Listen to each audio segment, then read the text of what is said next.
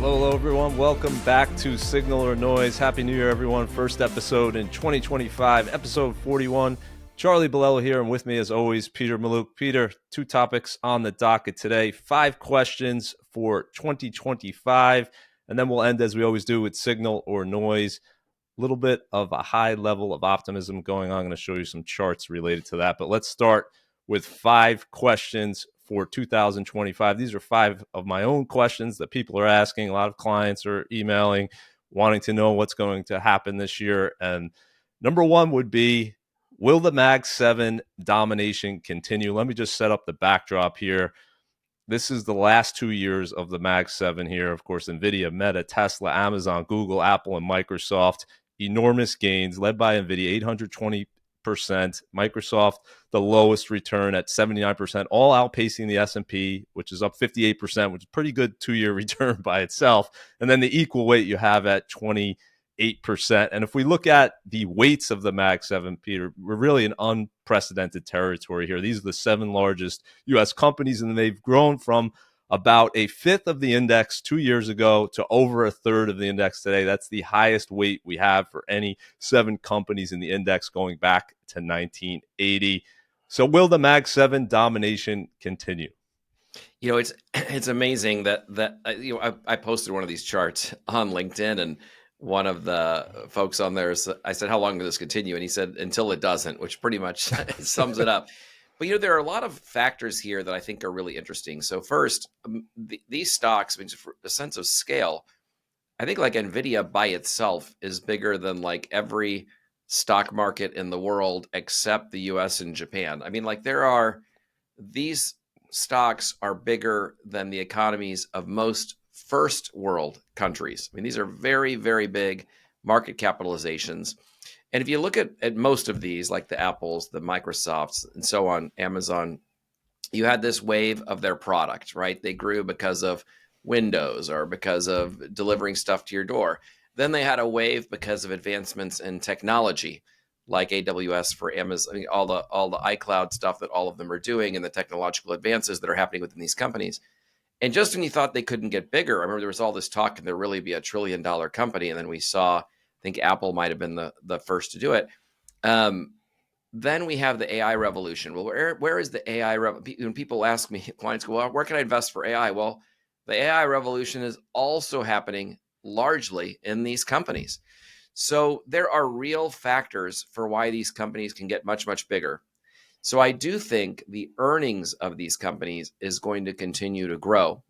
I think the value of these companies, at the same time, the growth of the value has to slow. And that's because so much of the value isn't just an increase in earnings, which is legitimate and I think sustainable. Part of it is multiple expansion, which is with some of these stocks really pushing the boundaries of what's possible. So I think you have these different tensions. One, valuations have to come back to down to earth at some point, just because of the law of large numbers.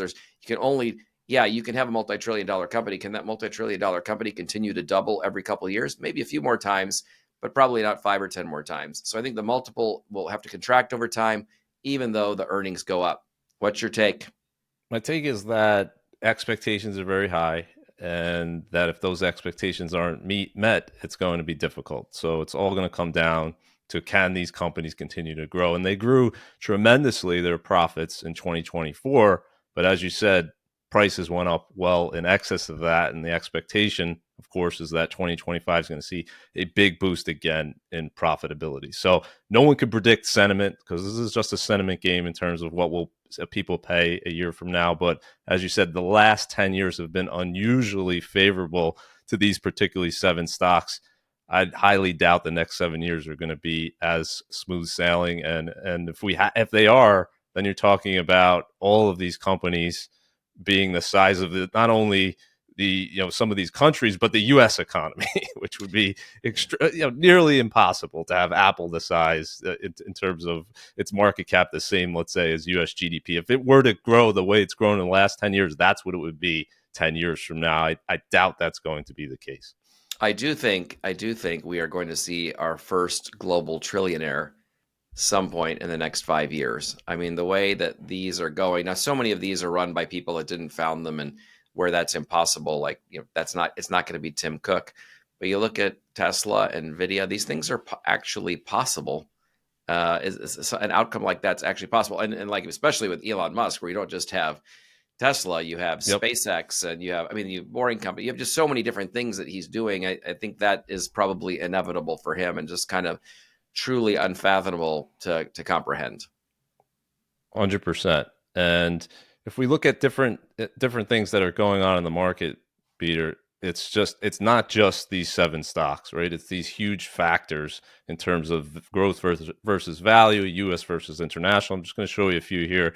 We've discussed these throughout 2024, but just really an epic run for growth versus value. First of all, this is the biggest 2-year outperformance we've seen in history from growth versus value. For 2023, outperformed by 31%, and then growth outperforms by 19% in 2024. That's bigger even than what we saw in 1998, 1999, before the dot-com bubble peak. And then you have the S&P cap weighted versus equal weight, really measuring large versus smaller, or the average stock. And that has its biggest 2-year run of outperformance since 1998, 1999. And then looking at US versus international, biggest outperformance, US stocks up 25%, international 5%, biggest outperformance in a single year since 1997. So we have these seven stocks as a microcosm of what's going on overall in the markets, which is really domination over the last decade plus of US large cap tech growth stocks. And the big question is for investors is, why should I own these other areas of the market? They just haven't performed. And that's what the question that we're getting constantly. I know we've talked about it, but I have to put it to you again, Peter. Why should people stick with it at this point in time? Well, I would say that one thing we know between large cap US and small cap US and US versus international and so on is 100% of the time, these returns stabilize and work their way historically towards the same annualized rate of return, very similar annualized rate of return. In fact, small cap usually over the very long run does slightly better, and international is very close.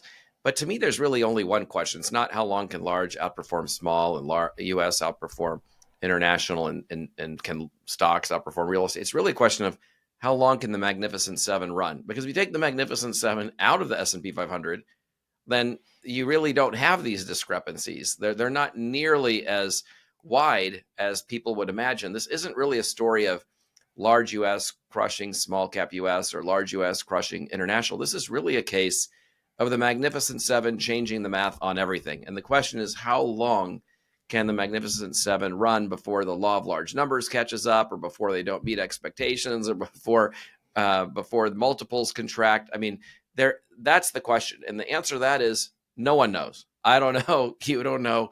Nobody knows how long that is going to go. But once that sub story resolves itself, all these asset classes and how they behave relative to one another are going to be have a much clearer path to normalization. Yeah, a crazy stat on that I just saw. If you look at from the October 2022 bear market low, if you look at the S&P versus European stocks, and you take Nvidia out of the S&P, European stocks are actually a little bit ahead of the S&P, which is kind of mind-blowing. Just that one stock, Nvidia, how much it's contributed to US returns. But yeah, because we don't know is the reason why you have to diversify. Because if we have a period like we saw, if you look in the 2000s here, where US underperformed, where the equal weight outperformed, the market cap underperformed, and where value greatly outperformed growth, if we have another one of those periods, you're going to be happy that you diversified. You need to do that in advance. Okay, let's go to question number 2, related to number 1, but will valuations expand or contract? What I'm showing you here is that the return in the market every year, Peter, is not just a function of fundamentals, not just a function of earnings. So I have this column here. What did earnings do in a particular year? And what did stock prices do over here? And you can see they're not nearly one and the same. Last year, earnings were up around 9% for the S&P 500, but the index was up 23%. If you include dividends, it was up over 25%. So what that means is that investors by the end of the year were paying more for a given level of earnings than they were at the start of the year. It was a multiple expansion of around 13% last year.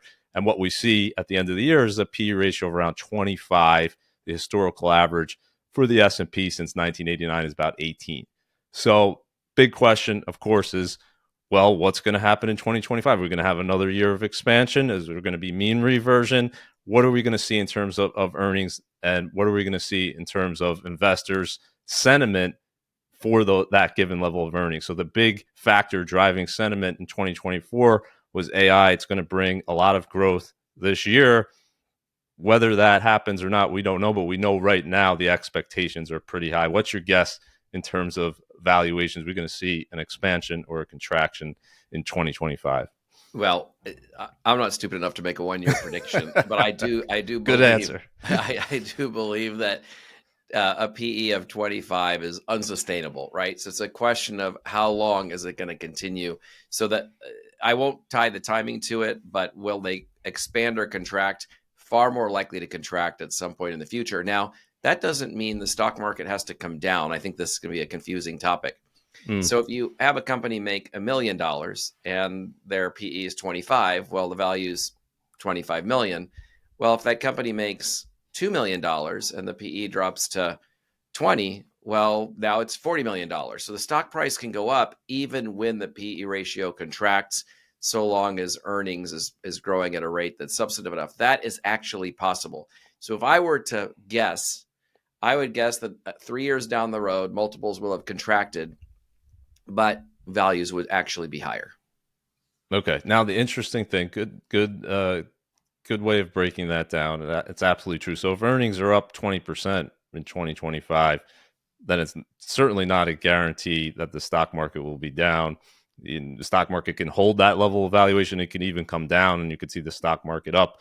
But this is a fascinating divide that we're seeing, Peter. So it's not just the case that everything in the world is near elevated valuation. So what I'm showing you here is S&P 500 versus the S&P small cap 600 on the left side here. And what we have is the biggest valuation spread there, with large caps being higher valued than small caps, biggest we've seen since 2000. And on the right side, I'm showing you U.S. large cap valuations versus international stock valuations. And you can see huge spread there. It's actually the biggest spread we've ever seen in history. So it's not the case that everything in your portfolio is like the U.S., like U.S. large cap growth stocks. This is an interesting thing, and I guess the question, of course, if we've been waiting for this to happen for a number of years, is will we see a mean reversion in terms of this spread between the two? And what's your guess there? You don't have to give me a 1 year time frame, but let's say over the next 10 years, you think more likely than not, perhaps we'll see a close in this gap. And does this mean perhaps another reason why you should keep a diversified portfolio, because you have cheaper stocks outside of that large cap U.S. growth area? I mean, they're definitely both priced right for what's happening with them. I mean, this gap, the difference about this gap is there's a technology revolution, AI revolution, and it's happening almost entirely inside of large U.S. companies. And so it's really that story that's created the gap. And the question is, how much of all those expectations played into this? Now, it's priced into the U.S. It's not priced in overseas. If they were trading at the same multiple, you would say, oh, the U.S. is going to tremendous odds. It's going to outperform. But the expectations overseas are so low. The expectations in the U.S. are so high. It's hard to imagine it going on for forever. But I mean, a year in investing feels like forever. 10 years feels like centuries. But there will eventually be a reversion, but this AI revolution makes it very hard to predict when it's going to happen. It seems unreasonable to think that the U.S. will get all of the gains from this. It seems like that doesn't seem to make sense to me, that the rest of the world isn't going to adopt some of these technologies and get some productivity gains as well. Am I thinking about that wrong? Well, I think they're going to get the productivity gains, but the companies that they're going to buy chips from and that they're going to outsource to are going to continue to be NVIDIA and Microsoft and Amazon for the foreseeable future. We don't see a credible international challenge to this at this point. And so I'm not seeing it. Yeah, of course, the whole world will participate in the AI revolution at some point. Everyone was going to advance technologically, but that would just fuel the profits. That will make all companies all over the world more profitable as they become more efficient. But the people that will win the most are the people supplying this revolution, selling the shovels for the snow. And that's going to be mostly American companies. Okay, we'll see what happens. Good question. Number two, let's go to number three. This is probably the easiest of the five questions, but well, I had originally, will the national debt increase? That's pretty easy. I think it's a safe answer to say it will, but how much will it increase? In 2024, it increased by 2.2 trillion, which of course we've been keep building here. We're up to 36 trillion in debt. And the question here, Peter, is will we be able to close this gap between spending and tax revenue? I updated this through the latest data we have through November. 6.9 trillion in annual spending by the federal government, 4.8 trillion in tax revenue. Obviously, that creates a deficit, adds to the debt. And the last 10 years is a crazy stat. The revenue is actually up 60%. So we're bringing in 60% more in tax revenue, and government spending is up 99%. It's almost doubling in government spending over the last 10 years. Will Congress act on this? Will we see a reduction in spending? I don't think we're going to see tax rates go up. That seems very unlikely, as we talked about in the last show. But will we see this deficit closed here? I don't think it's going to be balanced, but perhaps we can close this a little so that we're adding less debt in 2025. Is that a possibility? I think we're going to, how serious is this Elon Vivek thing where they're going to try to attack the deficit? I think we're going to have this answer. I don't think it's going to take 4 years and it's going to brick by brick. I think in 100 days, we're going to see what's going to happen. And it could be very little or it could be mind blowing. I am fairly optimistic that something of substance will happen in terms of controlling costs, which is the real problem. We do know that we could raise the tax rate to 70, 80% on the top group of people, and you wouldn't solve the problems. There has to be a solution that somewhat involves controlling spending. And this is a problem that has gone through Republicans and Democrats. It doesn't matter. Trump went in, the deficit went up. Biden went up, and the deficit went up. This is not a political issue. It's a real problem because whether you're a Republican or a Democrat, all it changes is what you spend your money on, but you're still spending more money than's coming in, and you're passing a problem on to future generations. And it's a legitimate, severe problem. It causes a lot of inflation. I'm optimistic they're going to do a lot of cost cutting. The issue is the economy has roared for the last couple of years. And because of that, what's come in from taxes has roared as well. Well, if you have any softness in the economy in the first year, and we could because Trump is talking about a tariff war, and we know the last time that happened, the market went down 20%. If you have the markets go down, unemployment uptick, you have even a mild recession, that would affect what's coming in enough that would probably offset whatever is going to be done. So it's going to be an interesting combination of things, but to have a sustainable solution to this, there has to be real cost cutting across all sorts of things that impact both people that have belief systems around both parties. And I don't know, maybe I'm naive, but I'm hopeful that maybe something is going to get done there that can at least get us slightly off this death track that we're on at present.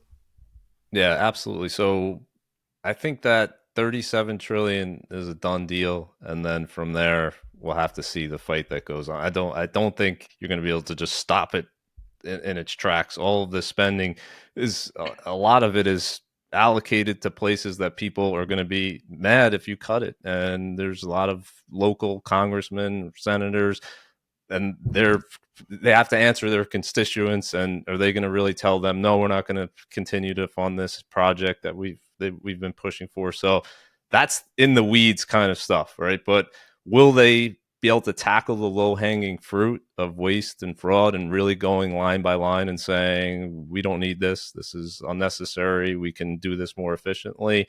I think they'll try to do that. But as you said, we're going to see very early on how serious they are about it and how much support, because they need very strong support here because you have a very thin margin in terms of the Congress. So they're going to really need to try to cross over to the other side, which would be a great thing to see a bipartisan push so that it's sustainable and we're not just cutting a little bit for 2 years and then the next group comes in and we revert back to old habits. So that's what I would love to see, a bipartisan push to say, let's protect this for our children, for our grandchildren. Let's not let this become a real crisis. Okay. Question number 4. What will the Fed do, Peter? And here are the expectations. And this is both the Fed and the market. They're currently aligned. And as we know, they're often both wrong. They were wrong in 2024. The markets thought the Fed was going to cut 7 times, they ended up cutting 4 times, so 100 basis points last year. This year, the expectation a little bit less, 50 basis points is the current expectation. What do you think the Fed's going to do in 2025? And do you think it matters for investors? Well, I think it does matter. I think if, for example, if rates upticked, I think the market would take a hit. It would signal a new trend. Look, I think we know that predicting the short run move in rates is impossible. I remember a chart that I've used many times of the actual predictions of the people that drive the interest rate changes is actually completely wrong. Like whatever they predict, it tends to go the other way. And these are the people that work at the Fed and the various offices of the Fed. So look, I don't see how they're going to cut the deficit. We're going to still have incredibly low unemployment. We're going to continue to have record earnings, which is what's happening right now. And then we're going to cut rates this many times. So I am not as optimistic as the yield curve, but this is a completely unpredictable thing over the short run. What's your take? My take is you can only predict this in the very, very short run. So I'll make a prediction for January, and that's that the Fed is going to pause then. And the reason they're going to pause at the January meeting is twofold. Number one, the market is sending them a message here. If we look at the 10-year Treasury yield, when the Fed started cutting rates, Peter, was at 3.63%.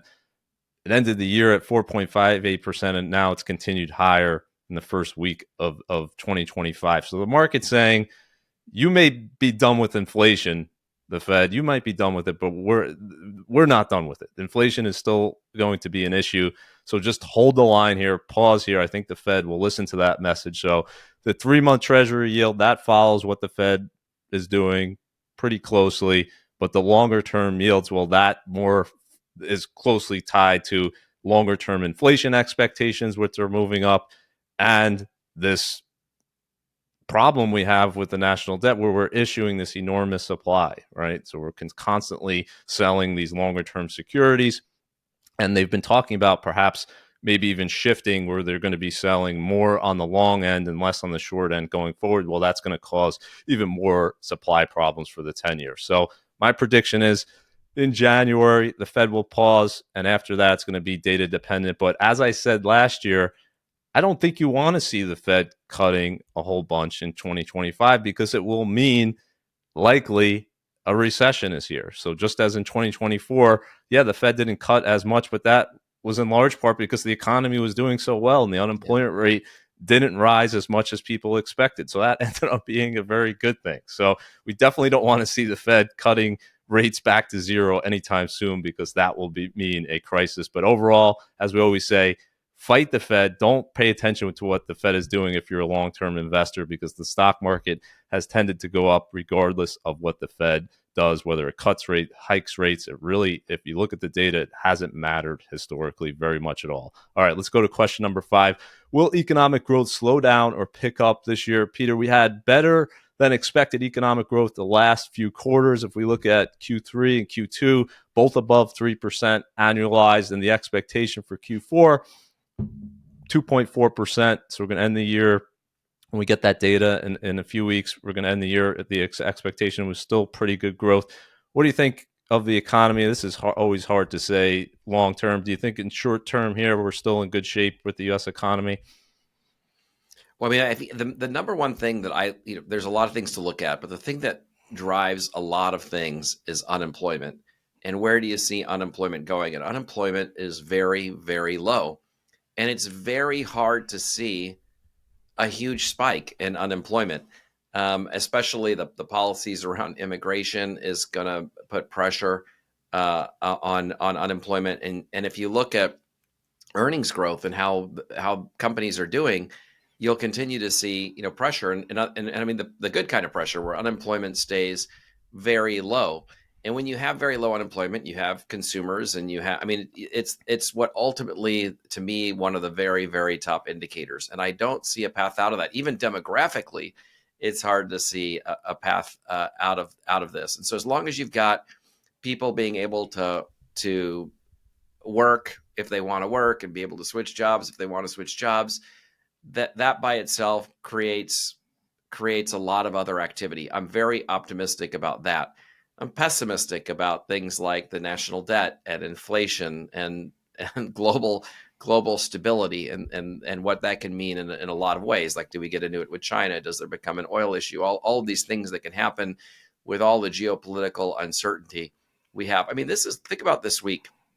In 1 week, out of the blue, with no warning, no signaling, no, all of a sudden, Trump is talking about Canada being the 51st state and taking over Greenland and reclaiming the Panama Canal. I mean, where did this come from, right? And so you can't.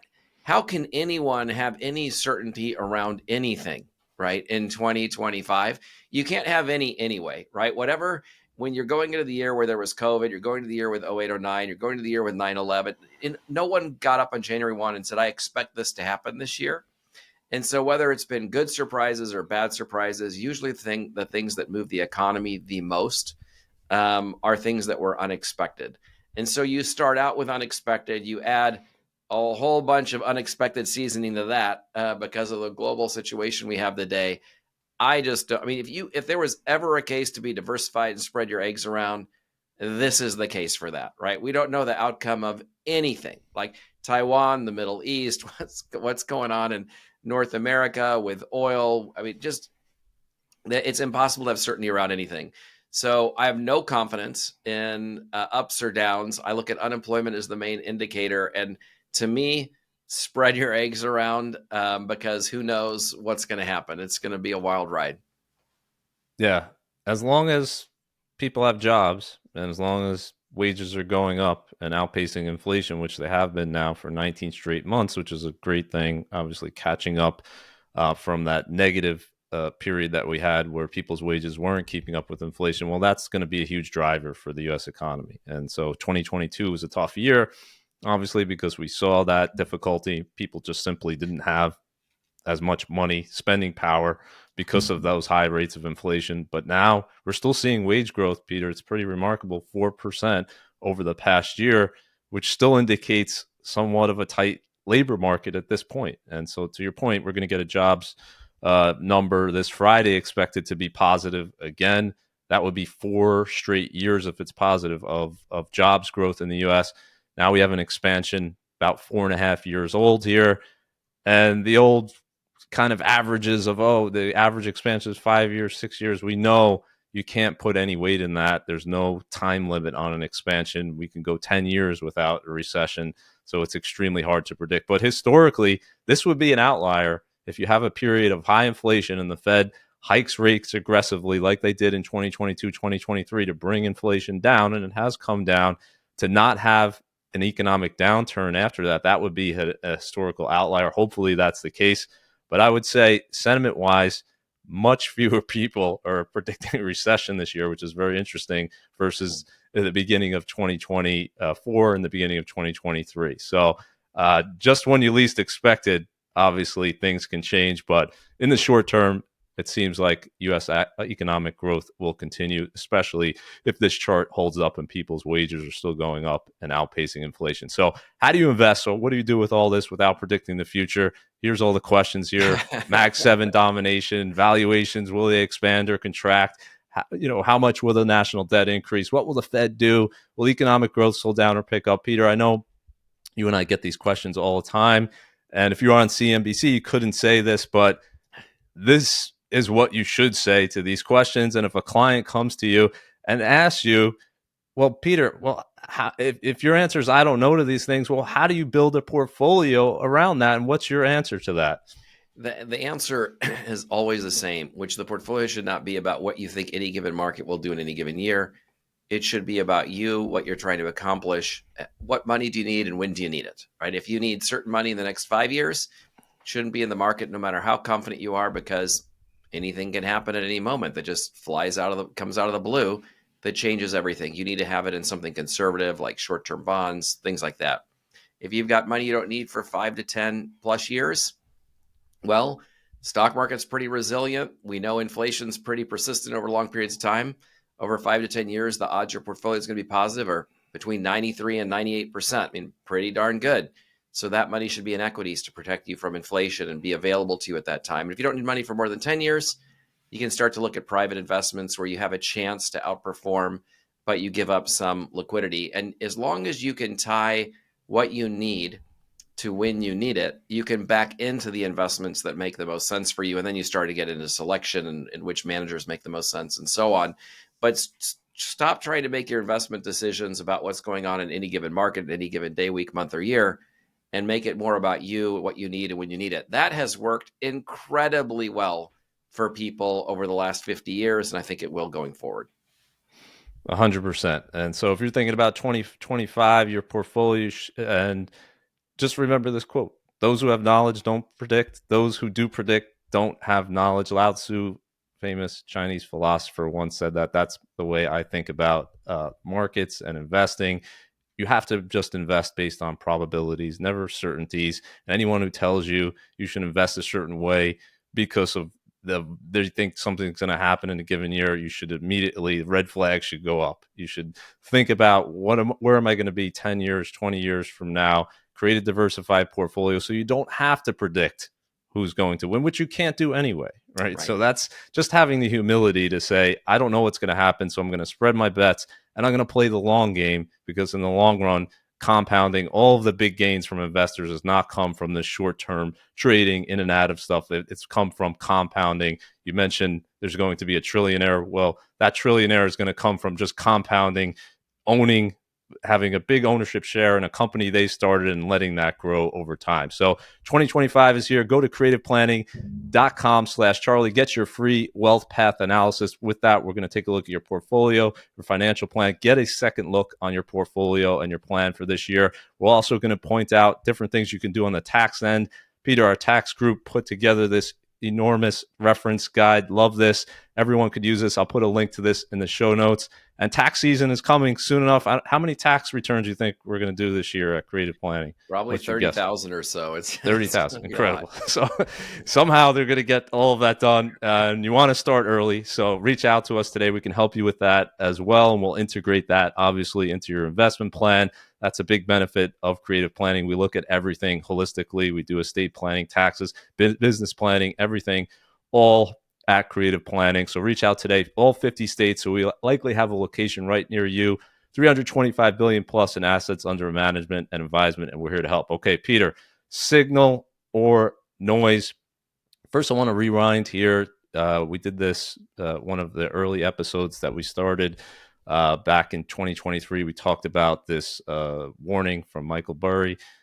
Sell was, he had a very simple statement there, and then you posted this on X recently, just giving an update. And we had talked about in the time why you shouldn't listen to these types of messages, these bearish messages from famous investors. But tell me what's happened since that sell tweet. And also we have a number of other tweets as well. Could be worse than 2008, greatest speculative bubble, significant bearish market bet, and bubble and passing investing. Yeah, I mean, look, he had one incredible call in the 08-09 crisis, kind of seeing what was happening in housing, making a bet and having it work. But this is the danger. No one knew about him then, wasn't managing a lot of money then. And so now he is, overseeing a big fund. He's had 5 market calls. All have been incredibly wrong. Investors that followed any of those 5 sell signals are absolutely devastated, missed out on huge, huge gains, some of the biggest in market history. And it's really not a criticism. It's just a criticism of anybody that's making a market timing call. If you're telling people exit the market or completely enter the market, you just cannot make these predictions. They're not repeatable. They're not sustainable. They cause more harm than good. And this is just the latest example of it. Okay, 100%. Let's go to signal or noise today. We have a high level of investor optimism. I'm going to show you a few charts here.